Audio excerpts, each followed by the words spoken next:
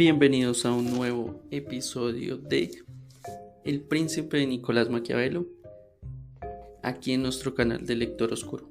Les recuerdo que nos pueden seguir en todas las plataformas de audio como Spotify, Apple Podcast, Google Podcast. Ahí estamos como Lector Oscuro, donde nos pueden seguir y pueden dejar sus comentarios. Adicional a eso, también estamos en YouTube. Ahí nos pueden seguir, suscribirse y dejar sus comentarios en los videos que también estamos cargando. ¿Listo? Entonces vamos a iniciar con el capítulo número 12 de este libro. ¿De cuántas son las especies de milicia y de los soldados mercenarios? Habiendo ya discutido particularmente todas las cualidades y especies de aquellos principados, de los primeros que propúseme razonar, tras de considerar por una parte las razones de su bienestar o malestar, y por otra mostrar las maneras con que muchos han procurado adquirirlos, réstame ahora discurrir en general sobre las ofensas y defensas en cada uno de los antidichos estados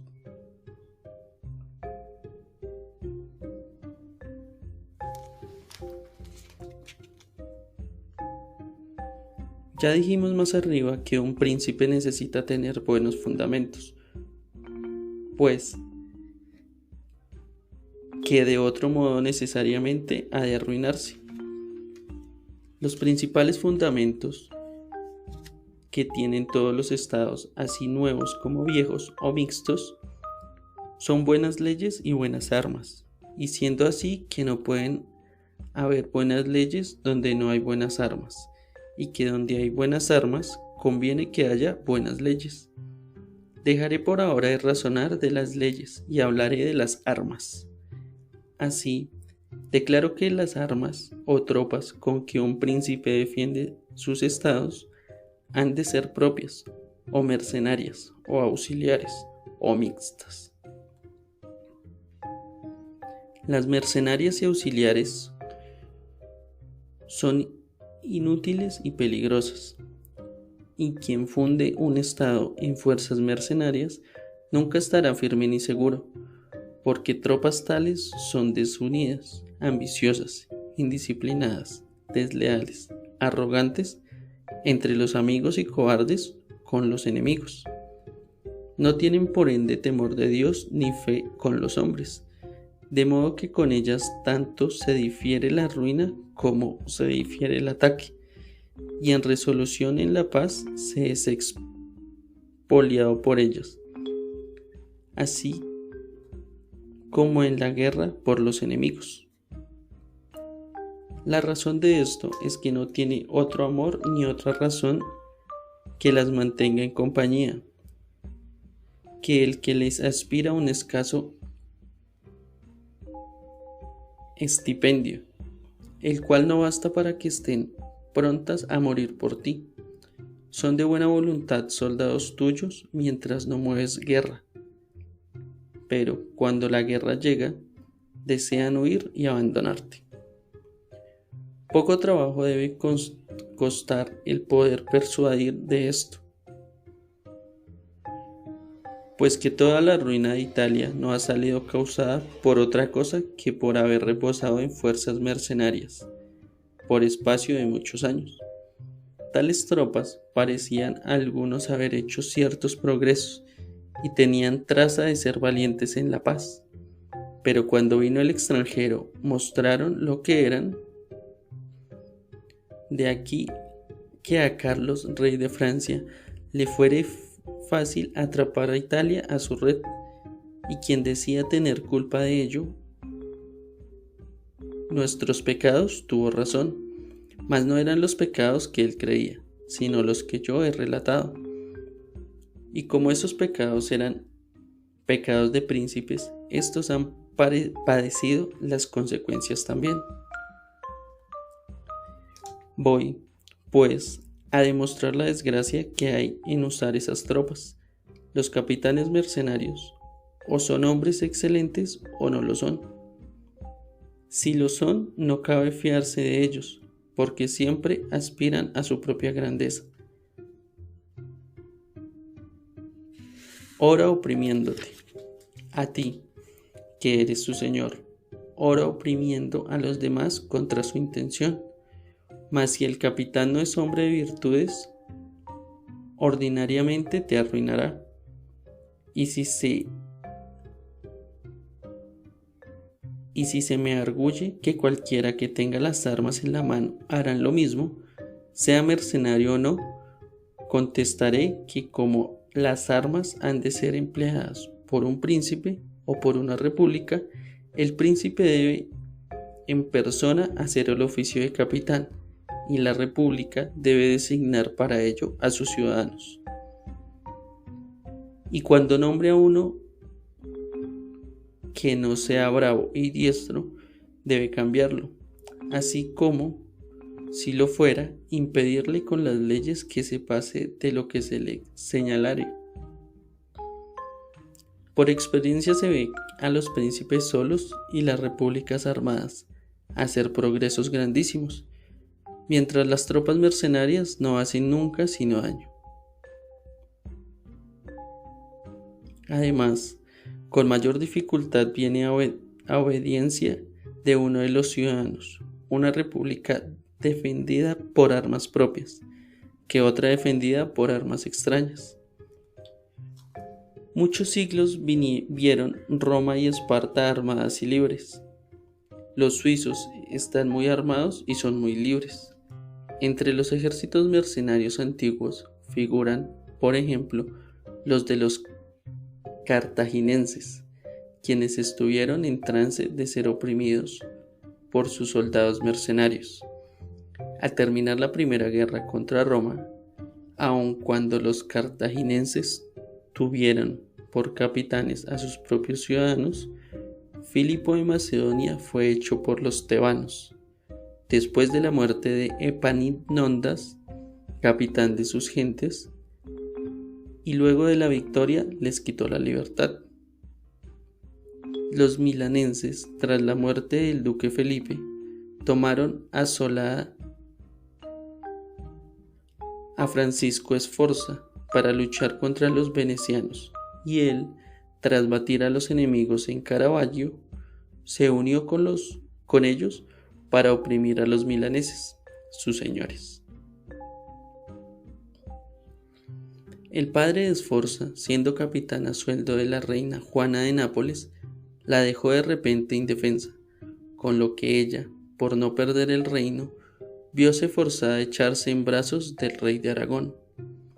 Y si bien los venecianos y florentinos han acrecido hasta ahora sus imperios con esas armas, cuyos capitanes no se han hecho príncipes de aquellos estados, sino que los han defendido, responderé que los florentinos, en este caso, han sido favorecidos por la suerte, porque entre los capitanes mercenarios de quienes podían temer algo, unos no han vencido, otros han hallado oposición, y algunos han vuelto sus ambiciones a otras cosas. El que no venció fue Juan Acuto, cuya lealtad, no siendo vencedor, no pudo conocerse, aunque todos confesaran que, de haber vencido, hubiera tenido los florentinos a su merced. Sforza tuvo siempre por contrarios a Braccio y a los suyos, y unos y otros se contuvieron mutuamente. Francisco dirigió su ambición a Lombardía y Braccio contra la Iglesia y el reino de Nápoles. Pero vengamos a lo sucedido hace poco tiempo. Hicieron los florentinos su capitán a Pablo Vitelli, hombre prudentísimo y quien, nacido de condición privada, había conseguido muy grande reputación de haber expugnado Pisa. Nadie negará que convenía mucho a los florentinos estar con él, porque de haberse él puesto a sueldo a sus enemigos, Florencia no tenía salvación, y de mantenerlo había de obedecerle. Si consideramos los progresos de los venecianos, veremos cuán segura y gloriosamente obraron mientras hicieron la guerra con sus hombres propios, lo que fue antes de que comenzaran sus empresas en tierra, procediendo hasta entonces esforzadamente con los gentiles hombres y la plebe armada. Pero cuando empezaron a combatir en tierra, dejaron esta virtud y siguieron las costumbres de Italia, y al principio de su aumento en tierra, por no poseer mucho estado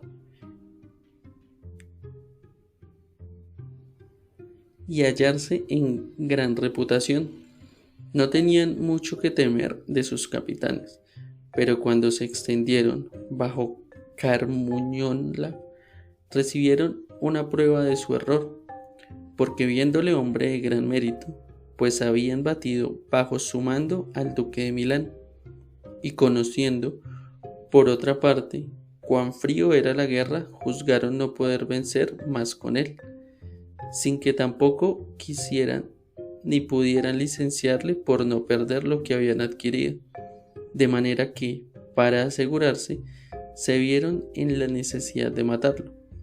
Tuvieron después por capitanes a Bartolomé de Bérgamo, Roberto de San Severino y el conde Pitigliano, y otros semejantes, con lo que solo tenían que temer sus pérdidas.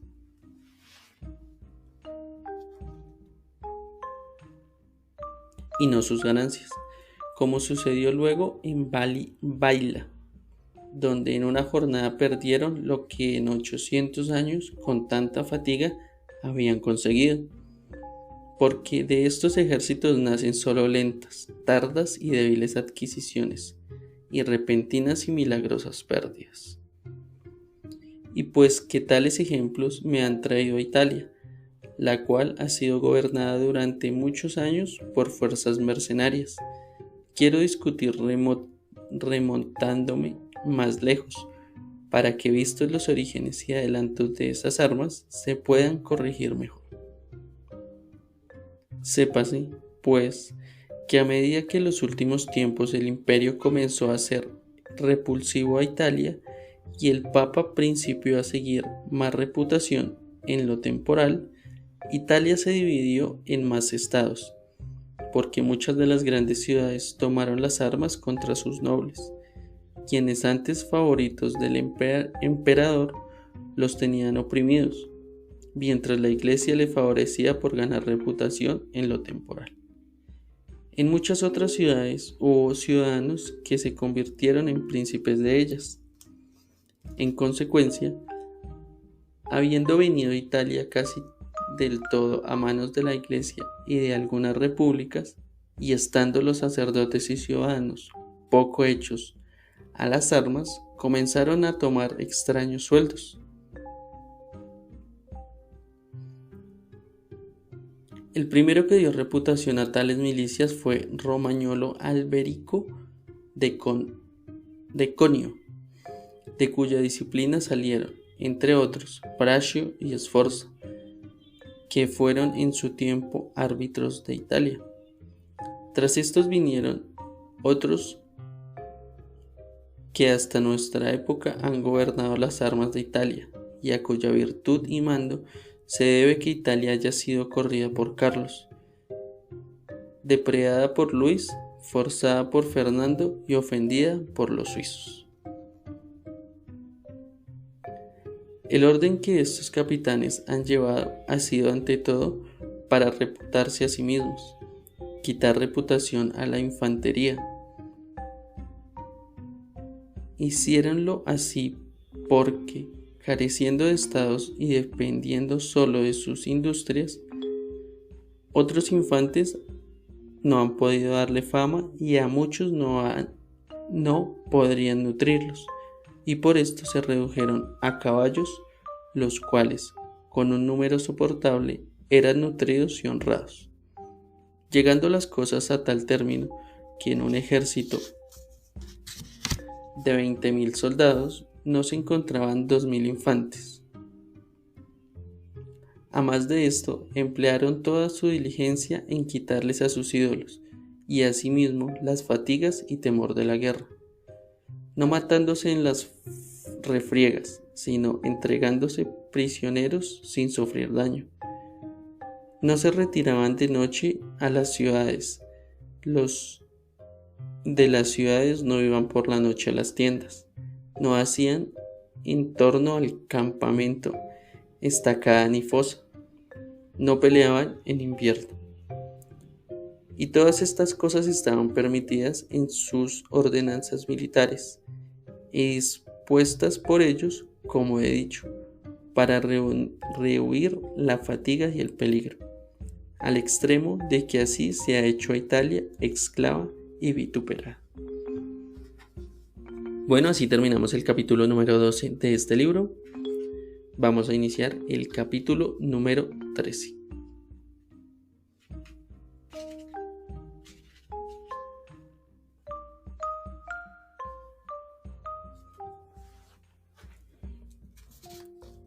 Capítulo número 13. De los soldados auxiliares mixtos y propios. Las armas auxiliares, que son las otras inútiles, son aquellas que se tienen cuando se llama a un poderoso para que sus tropas acudan a defender y ayudarte. Como hizo en cercanos tiempos el Papa Julio, el cual, viendo en la empresa de Ferrara la triste prueba de lo que valían sus tropas mercenarias, se volvió a las auxiliares y convino con Fernando, rey de España, que éste le ayudase con sus gentes y ejércitos. Estas tropas pueden ser útiles y buenas por sí mismas, pero siempre resultan dañosas para quienes las llaman, porque de ser vencidas, queda derrotado, y de vencer, quedan prisioneros de ellas. Y aun cuando de tales ejemplos están llenas las antiguas historias, no quiero sin embargo apartarme de reciente del Papa Julio II, cuya resolución no pudo ser más inconsiderada al ponerse por completo por querer ganar Ferrara en manos de un extranjero. Pero su buena fortuna hizo surgir una tercera causa de que no recogiese el fruto de su mala elección, porque habiendo sido sus auxiliares batidos en Ravenna, y sobrevino a los suizos, que expulsaron a los vencedores contra toda creencia suya y ajena. Llegó el Papa a no querer quedar prisionero ni de sus enemigos, por haber huido, ni de sus auxiliares, pues que venció con tropas diferentes a los de estos. Hallándose los florentinos de todo desarmados, llevaron 10.000 franceses a Pisa para expugnarla, decisión con que corrieron más peligro que en cualquier época de sus anteriores trabajos. El emperador de Constantinopla, por oponerse a sus vecinos, llamó a Grecia 10.000 turcos, los cuales acababan la guerra. No quisieron marchar, lo cual fue el principio de la esclavitud de Grecia a los infieles. Así pues, aquel que quiera no vencer nunca, válgase de estos ejércitos, porque son todavía más peligrosos que los mercenarios, ya que con tales auxiliares la ruina está consumada siempre, en atención a que están unidos y a la obediencia de otro, mientras los mercenarios, para ofenderte, necesitan después de vencer más tiempo y mejor ocasión, no conformando un cuerpo solo y hallándose reclutados y pagados por ti, de manera que un tercero al que hagas su jefe no puede adquirir su imprevisto, tanta autoridad que él te dañe. En suma, lo más peligroso en los mercenarios es su cobardía, inepcia y pereza en combatir, mientras que las tropas auxiliares lo son sus méritos. De aquí que por eso el príncipe prudente haya siempre reunido esas armas ateniéndose a las propias, prefiriendo mejor perder con las suyas que ganar con las ajenas, y no juzgando verdadera victoria la que con armas de otros adquiere. No dudaré de alegar nunca a César Borgia y sus actos. Este duque entró en la Romaña con tropas auxiliares, conduciendo solo gente francesa, la cual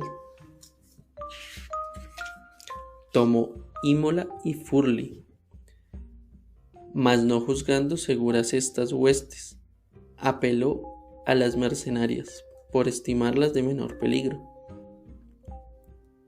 y puso a sueldo a Orsinis y Vitelis.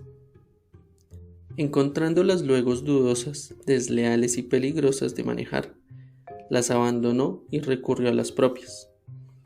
Fácilmente se puede ver la distinción que hay entre unas y otras de estas armas, si consideramos la diferencia que hubo en la reputación del duque cuando tenía solo franceses, cuando tuvo a los Orsinis y Vitelis, y cuando quedó con sus soldados propios y dependiendo solo de sí mismo. Encontraremos que su fama fue siempre aumentando y que nunca estuvo tan estimado como cuando se vio que era entero posesor de sus ejércitos.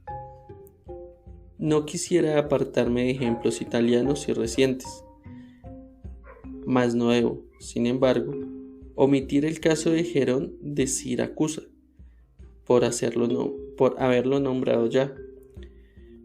Nombrado Gerón, como dije, jefe de los ejércitos de los siracusanos, conoció muy pronto lo útil de aquella milicia mercenaria, por ser sus jefes como los nuestros de Italia, pareciéndole pues imposible mantenerlos ni dejarlos y solos, destrozar a todos, y donde entonces sostuvo la guerra con tropas propias y no ajenas. Y aún quiero recordar de este propósito un caso del Antiguo Testamento, ofreciéndose David a Saúl para combatir a Goliat, el provocador filisteo. Por dar Saúl ánimo a David, le armó con sus armas, las cuales David, cuando las tuvo puestas, rechazó, diciendo que no podía valerse con ellas, prefiriendo ir al encuentro del enemigo con su cuchillo y su honda.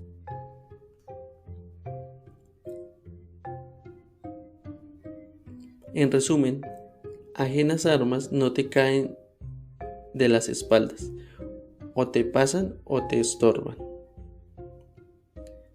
En resumen, ajenas armas no te caen de las espaldas, o te pesan o te estorban. Carlos VII, padre del rey Luis XI, habiendo con su fortuna y virtud liberado a Francia de los ingleses, comprendió la necesidad de armarse con fuerzas propias y estableció en su reino las ordenanzas de la gente y armas de la infantería. Luego el rey Luis, su hijo, extinguió las de infantería y comenzó a tomar suizos a sueldo, error seguido por otros, y como de hecho se ve ahora, origen de peligros para aquel reino, porque habían dado reputación a los suizos. Ha rebajado la de todas sus armas, y al seguir del todo la infantería y a obligar a seguir su gente montada a depender de las armas de otros. Esto es así en virtud de que cuando sus caballos, acostumbrados a pelear al lado de los suizos, no pueden vencer sin estos. De aquí que los franceses no basten contra los suizos, y sin suizos nada emprenden contra los demás. De tal modo, los ejércitos de Francia son mixtos, en parte mercenarios y en parte propios, tropas que, juntas, son muy superiores a los solamente mercenarias o solamente auxiliares, y muy inferiores a las propias. Basta el ejemplo dicho a que el reino de Francia sería insuperable de haber acrecido o conservado las ordenanzas de Carlos. Pero la poca prudencia de los hombres suele comenzar cosas que por parecer primero buenas no manifiestan el veneno que ocultan debajo. Como arriba dije a los fiebres éticas, así que aquel que está en un principado, si no conoce los males más que cuando nacen, no es en verdad prudente, mas en serlo es dado a pocos. Y si se quiere considerar la pristina ruina del Imperio Romano, se hallará que fue al darse a tomar godos y soldada, pues ellos comenzaron desde el principio a debilitar las fuerzas del Imperio Romano, toda cuya virtud se les atribuía. Concluyo, pues, que ningún principado está seguro sin tener armas propias, sino que depende en todo de la fortuna, careciendo de virtud que en adversidad lo defienda. Y siempre fue opinión y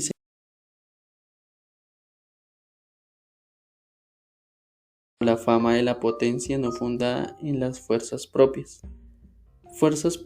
que aquellas que se componen de súbditos o de ciudadanos u otros creados por ti. Todas las demás son mercenarias o auxiliares. El modo de ordenar las armas propias será fácil de encontrar si se examinan las disposiciones antes por mí mencionadas y se mira como Filipo, padre de Alejandro Magno, y como muchas repúblicas y príncipes se han armado y ordenado, a cuyas ordenancias me remito en un todo. Bueno, así terminamos el capítulo 12 y 13 del libro del príncipe Nicolás Maquiavelo. Bastante interesante, bastante político y pues vemos que efectivamente después de tanto tiempo, tantos años, estas tradiciones, estos métodos se siguen utilizando. ¿Listo? Entonces, sin más, nos vemos en un próximo episodio de El Príncipe Nicolás Maquiavelo aquí en nuestro canal de Lector Oscuro.